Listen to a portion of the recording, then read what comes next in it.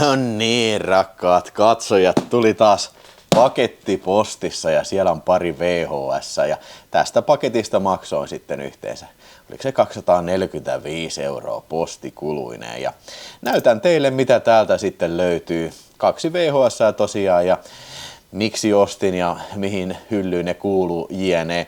Mutta ennen kuin mennään tähän laatikkoon, niin haluaisin teille kertoa ensin näistä löydöistä, mitä teen tuolta 5 tähden leffadivarista. No okei, tää oli VHS-video, mutta kyllä mä nyt tässä voin näyttää tätäkin, koska tää tosiaan tuli sitä videodivarista. Tää oli out of print-levy tai kokoelma, Blu-ray-kokoelma Strange New World Science Fiction at Defa.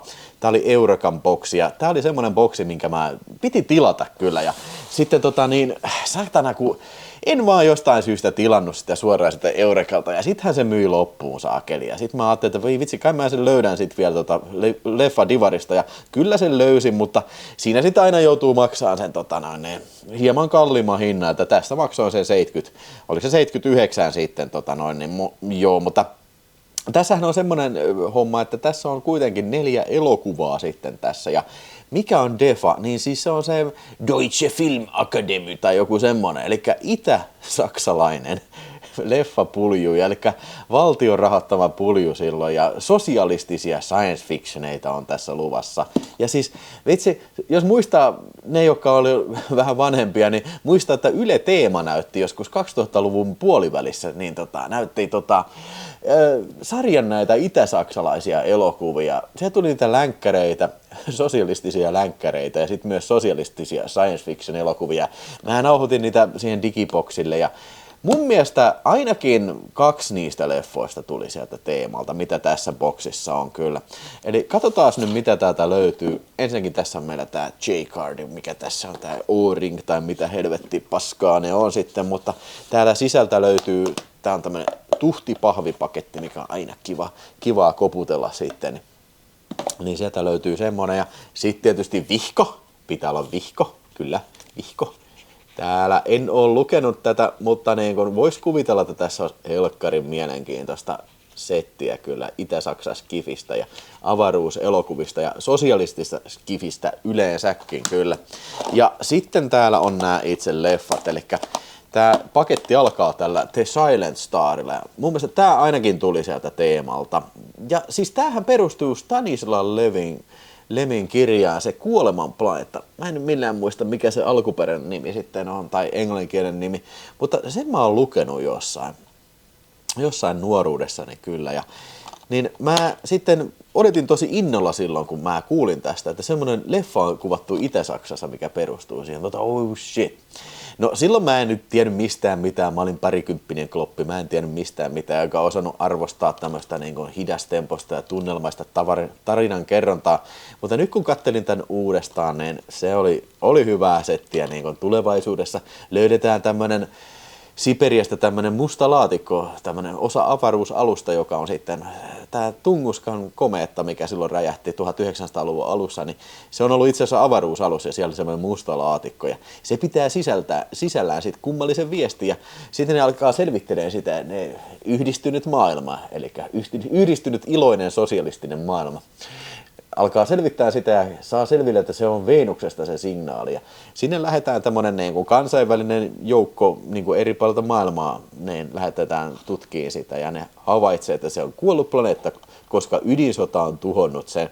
Tämä on tämmöinen ydinsodan vastainen elokuva ja tällä ja hyvin tehty elokuva ja hauska robotti tässä ja siistejäni lopunneen, että musta lieju, mikä se tulee, se esikoistehosteet ja tällä. Ja ihan sellainen niin kuin mukava sanoma tässä tällä. Ja se, mikä näissä on hauskaa näissä itäblokkiskifeissä on se, että siis nämä on tosi optimistisia siinä mielessä, että niin kuin tulevaisuus on niin kuin tosi loistava, kunhan se tehdään sosialistiseksi vaan. Ja kaikki niin kuin maailman kansat on yhdistynyt, että siellä on, niin kuin, on niin kuin ihan Afrikasta ja Japanista ja Kiinasta ja kaikista on eri kansallisuuksia ja se mikä kans on silmiin pistävää näissä, että näissä on aina naiset on tosi niin kuin korkeissa asemissa näissä ja ne ei ole tosiaan mitään semmosia niin kuin bikini babyjä tai typiä, vaikka siis on vitun kuumia, joka leffassa on helvetin kuumia muijia, mutta ne ei ole sellainen niin kuin seksiobjekteja niin sanotusti. on näitä hyvän näköisiä naisia vaan, mutta ei kukaan ei niinku tytöttele niitä tai niinku ole sillä lailla, että puristelee persettä tai että olisi niinku kuvattu jotain tissivakoa tai tällainen. Nämä on niinku justiin sillä että nämä luo semmoinen kuvan tulevaisuudesta, josta ihmiskunta on aidosti niinku parempi näin. Tietysti sitä voi nyt miettiä jokainen kontollaan, että onko se nyt ihan näin sitten, jos niinku miettii minkälainen valtio DDR olikaan, mutta niin kun, mä tykkään, siis nämä on hauskoja niinku tämmöisiä niinku, tiedätkö, aikakapseleita tämän ajan kulttuuriin ja siis niinku eri niinku ihan erilaisen niinku, valtiomuodon niinku, tuottamiin teoksiin niin sanotusti. Joo. Sitten tässä oli näitä 3 filmiä lisää vielä sitten, eli Signals. Se oli semmoinen vähän 2001 avaruusseikkailu hengessä tehty, semmoinen Rescue Mission in Space. Tämä oli ehkä kaikista näistä tyylisin kyllä, että se on vähän tavanomainen filmi. Mutta siis tämä oli kuulemma kallein elokuva, mitä oli tehty Itä-Saksassa, ainakin siihen mennessä, että 5 miljoonaa Deutschmarkia tai jotain semmoista. Niin hienot tehosteet näissä on. Näissähän ei ole mitään optisia efektejä, että kaikki on tehty niin kuin on camera. Ihan sama kuin Stanley Kubrick teki. Vai onko siinä niin kuin vaan joku 1 tai 2 semmoinen optinen efekti tuossa Kubrickin leffassa 2001. Mutta niillä ei varmaan ollut niin kuin sellaista kauheasti tekniikkaa siellä Itä-Saksassa niin kuin saada mitään tämmöisiä niin kuin hienoja niin kuin blue screen efektejä ja näin. Mutta joo, vähän ehkä boring tää Signals. Ja sitten tämä Elomea oli semmoinen vähän hippityylinen science fiction leffa, missä tämä astronauttiäijä, mikä on vähän tämmöinen Han Solo-tyylinen äijä, tapaa kuuman avaruustieden naisen sitten lomahotellissa ja sitten yhdessä ne sitten niin kuin työskentelee selvittääkseen tämän salaisuuden, että mikä tämä Margot Robbien avaruusasema, mikä lähettää tämmöistä kummallista viestiä sitten. Vai oliko se niitä, ne ei vastannut viesteihin, ne menee katsoa mikä siellä on ja käy ilmi, että siellä on tämmöinen salajuoni sitten lähettää sitten tämmöiselle Elomea-planeetalle tämmöinen siirtokunta. Tässäkin oli tosi siistit erikoistehosteet ja juman kautta se tosiaan se muija, mä en tiedä näiden näyttelijöiden nimen, mutta ihan sairaan kuuma kyllä, että ehkä jopa vähän haikea ja semmoinen surumielinen loppu tässä on kyllä. Ja hyvät musiikit kyllä ja näin. Ihan kiva filmi ja tässäkin oli robotti kyllä. Kyllä joo. Sitten vielä In the Dust of Stars. Tää on ehdottomasti oli mun suosikki näistä. Tää on niinku kunnon tämmönen psykedeellinen elokuva, että tässä oli tämmöinen pelastusoperaatio tämmöiselle kummalliselle planeetalle, mistä on tullut hätäsignaali ja ne menee tutkimaan, mitä vittua siellä tapahtuu ja tällä. No, käy ilmi, että se onkin semmoisia biletyyppejä, niillä on tosi iloinen meininki, että joo, tulkaa meidän bileisiin, tällä, että ei meidän mikään hätä ole tällä, ja sitten menee bailaan sinne. Ja siis täällä oli nakumuijia, kun muijat on tissit paljaana tällä, ja vaikka mä just sanoin, että ei ole seksuaalisoitu, mutta ne on tämmöisiä tanssijoita vaan, että niin kuin, ne ei ole niin kuin näitä tiedennaisia sitten. Joo, ne niin kuin viettää jotain päihteitä, vetää jotain, mä en tiedä, jotain savua, miten ne hengittää sitten ja näin. Ja sitten ne on, että tämä planeetta on vitun siisti, että ei ole mitään hätää, mutta sitten käykin ilmi, että se on ne hätäsignaali on lähettänyt sitten niin kuin orjatyövoima, mitä siellä maan alla pidetään jossain louhoksilla, niin ne onkin sitten siellä sitten hätää kärsimässä. Ja tämä on niin kuin selvästi tämmöinen nimenomaan sosiaalinen science fiction elokuva. Kyllä, että ne pitää pelastaa se työväen proletariaatti sieltä sitten näiden sikabailaajien kynsistä sitten kyllä, joo. Hauska filmi ja siis tässä oli tosi paljon alastomia muijia ja näistä oli hyviä ekstroja ja kaikkea. En lukenut kyllä vihkosta, mutta niin kuin nämä oli näitä videoesseitä tällä ja sitä mä en tosiaan tiennyt, että tosiaan Itä-Saksassa oli kukoistava nudistikulttuuri, koska about se oli ainoita asioita, mitä siellä oli sallittu, että joo, se voi olla niin kuin nudistirantoja tällä, että sitä ei ollut rajoitettu mitenkään, että sä voi niin kuin paljastella niissä tietyissä paikoissa sitten niin kuin omaa kehoasi. Nice, joo. Mutta oikein hyvä boksi siis, siis ei tämä nyt kaikille ole sopiva, mutta ehdottomasti mulle oli tosi mielenkiintoisia nämä kaikki elokuvia ja oikein viihdyttäviä, sillain, niin kuin, ainakin erilaista science fiction viihdettä kyllä niin kuin, ihan suoraan sanottua ja varmasti tulee toistekin katsoa ja varmaan nämä avautuu vielä paremmin, kun tietää vähän mitä odottaa kyllä. Mutta sitten VHSiin, eli tämmönen löytyi sitten täältä, ehkä mä lähetän tänne Arsille sinne Raaheen, En man said rot, eli Men of Action julkaisu Charles Bronsonin elokuvasta Death Wish 3, mikä on ehkä maailman parhaimpia filmejä. Joo, tätä ei Suomessa julkaistu ollenkaan, en tiedä oikeastaan minkä takia, ehkä ei ollut oikeuksia sitten tai jotain, mutta tässä on Men of Action julkaisu siitä, että täytyy tää skannata tonne Videospaceen, niin saadaan yksi kansi sitten ulkomaalta sinne. Epäilemättä leikkaamaton versio kyllä kyseisestä elokuvasta, koska tää on tosiaan Tanska-versio sitten. Joo, Suomessahan tätä leikattiin yllättävän vähän, ottaen huomioon kuinka väkivaltainen tää on, mutta kyllä siitä vissiin, näin ulkomuistista heitä joku minuutin verran oli sitä Showtime-kasettia leikattu sitten. Katsotaan, mitä tälle tehdään sitten, mutta semmonen pikku herkkupallora. No, tämmönen löytyi kans sitten. Okei, tää nyt mä ostin tuolta Huutonetistä, että tää nyt ei ollut Leffadivarissa, mutta about samoihin aikoihin hain sen sitten. Ihan kädestä käteen kaupat tehtiin, elikkä Kunnian etuvartio, elikkä Siege of Firebase Gloria.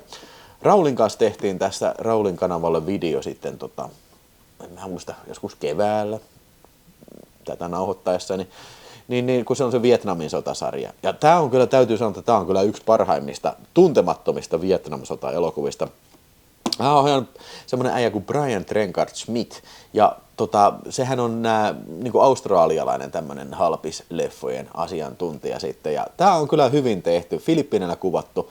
Wings Hauser ja R.L. Ermiö näyttelee tässä, ja on väkivaltainen elokuva, päitä lentää irti, päitä hakataan irti, ja siis niinku ihmisiä on verisiä ampumisia, äijä räjähtää palasiksi. Ihme kyllä, siis mun tietääkseni tää on ihan leikkaamaton tää Showtimein kasetti, mikä on sangen uskomatonta, mutta se täytyy sitten itse katsoa jossain vaiheessa kyllä. Mutta oikein hyvä Vietnam-elokuva kyllä kyseessä on, ja multahan löytyy se sitten se Kinolorberin se Blu-raykin sitten, että se me katsottiin Raulin kanssa.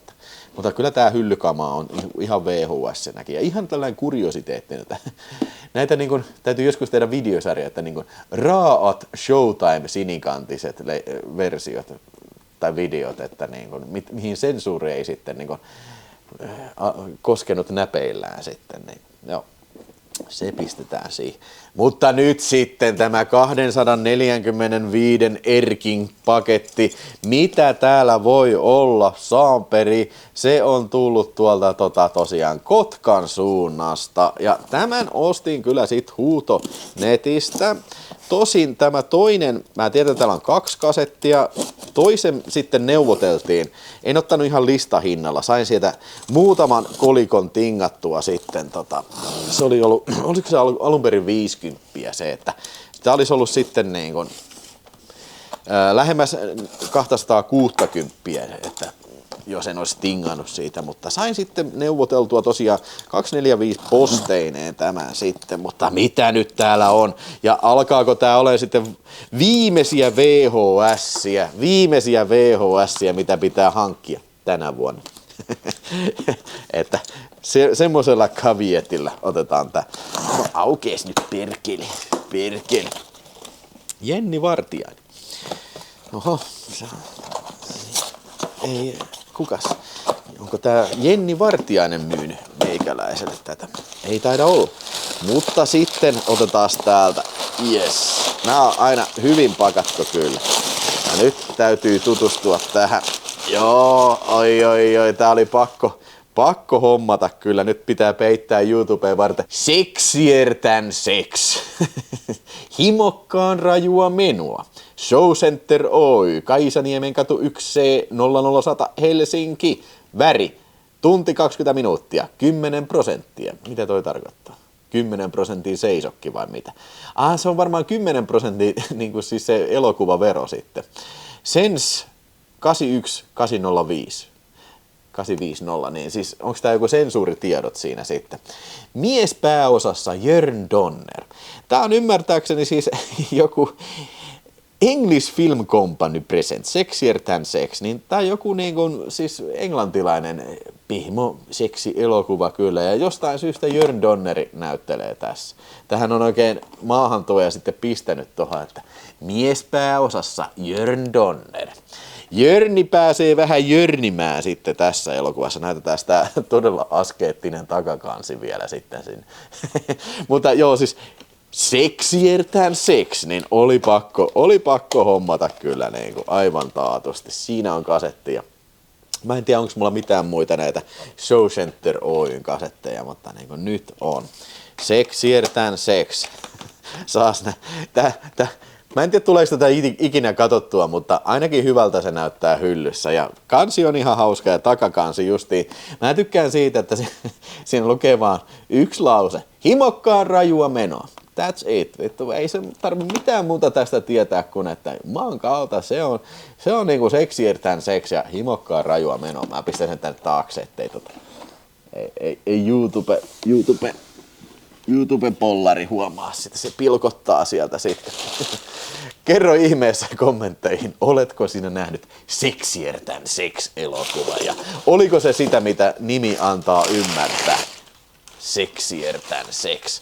Mutta nyt sitten se 200 nauhan, tää oli huutonetissä, tosiaan tän huusin, ei ollut kilpahuutajia onneksi, mutta niin kun tää on semmonen kasetti, mä kerron teille, semmonen kasetti, mikä mulla on aikaisemmin ollut. Eli Westron Video International. Yes, Westron on Westron. Siinä se on osa. Ja nyt sä varmaan mietit, että siis vittu, että on paskan näköinen kansi. Ja sitä se todellakin on. Siis niinku tää on tosi ruma kansi. Tässä on niinku selvästi leikattu jostain toista kuvasta niinku saksilla toi etuala ja sitten joku tommonen epäfokuksessa oleva pyörä motoristeista siinä. Mutta tämä on siis asfalttisoturin ja Mad Maxin maailmaan sijoittuva elokuva, kuten kuvasta näkyy. Ja tässä sanotaan niin, että maassa makaa hirvittävä määrä ruumiita. Maailman vesivarastot on myrkytetty. Kaikki paitsi Herra Hammondin vesivarat, joista myydään vettä $50 litra hinta. Nuori osa joutuu näkemään, kuinka Herra Hammondin kovanaamat murhaavat hänen perheensä. Trooper pelastaa osan ja tämä kasvaa kauniiksi, mutta kostonhimoiseksi naiseksi. Tappavassa pelissä, jonka nimi on Big Hunt, osa joutuu vastakkain Herra Hammondin turvallisuuspäällikön Herra Bigin kanssa. Tämä on vastuussa osan perheen murhasta. Hyvin tyypillinen Mad Max-tyylinen, tai oikeastaan western-tyylinen kostotarina kyllä. Ja niin kuin sanottu, siis mulla oli tää aikaisemmin. Siis mä oon joskus Tampereen elokuva-aitasta tämän saman kasetin hommannut ja kattonut sen silloin joskus ja mä oon vittu kun oli paskafilmi ja varmasti on kyllä paskafilmi. Ja sit mä muistaakseni mä vaihdoin sitten olisikohan se ollut? Kelle mä vaihdoin se? Johonkin toisiin kasetteihin ja näin. Ja jälkeenpäin tää on ruvennut vituttaa sitten, että saakeli kun mä kerään Westron Video Internationalia, niin saakeli kun tää osa mulla nyt ei oo ja mulla joskus oli se ja näin. Ja siis tää on oikeesti ihan älyttömän harvinainen. Siis paska filmi, mutta älyttömän harvinainen. Mä en oo nähnyt tätä kyllä niinku siis. En oo nähnyt myynnissä kun en mä tiedä, siis ei tule mieleen muita kertoja kuin nyt kun mä ostin näin. Että kun se oli niinku 199 oli siinä pyynti, niin mä painoin, liipasin tai pistin 1 euron huutoon, että ei ollut tullut sitten muita huuteja tällä. Ja nyt olen todella iloinen osan omistaja, pitäisikö sanoa osan ottaja. Niin tän nyt sitten mä pistän tän tänne Westron videohyllyyn sitten tänne johonkin ja nyt olen taas yhtä Westronia sitten rikkaampi kyllä, että näin. Tässä on tosiaan alkuperäiset Westron videokannet, mikä on aina kiva. Nämä on jotenkin hienoja nämä tämmöiset karmiininpunaiset kannet, mä tykkään niistä ja näin. Ehkä se kyllä se pitää katsoa nyt tähän hintaan, se on pakko katsoa tällä rahalla sitten ja taas todeta, että kylläpä tuli tehtyä hyvät kaupat. Kerropa sinä nyt sitten, että oliko tässä hyviä kauppoja sitten ja mikä olisi sinun suosikki näistä. Minä kiitän, että jaksoit katsoa tämän videon ja palataan sitten uusissa videoissa taas uusiin kujeisiin.